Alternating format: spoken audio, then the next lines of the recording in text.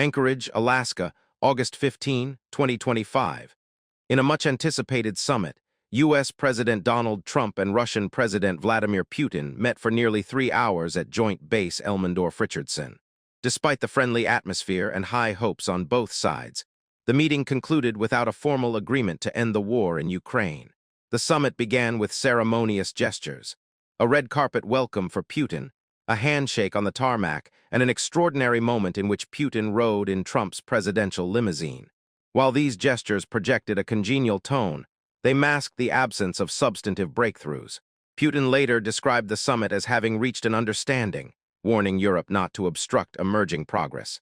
In contrast, Trump was unequivocal. "There's no deal until there's a deal," he said, acknowledging that while some points were agreed to, key issues remain unresolved. Notably, Ukrainian President Volodymyr Zelensky and European allies were not present in the discussions. Trump pledged to brief Zelensky and European leaders soon, reaffirming that he was not negotiating on behalf of Ukraine.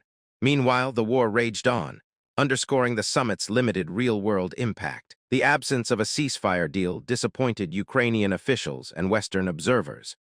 Critics voiced concern that while Trump might have aimed to facilitate dialogue, the lack of concrete results may inadvertently embolden Moscow. Analysts suggest the summit may have offered diplomatic relief for Russia without securing meaningful concessions.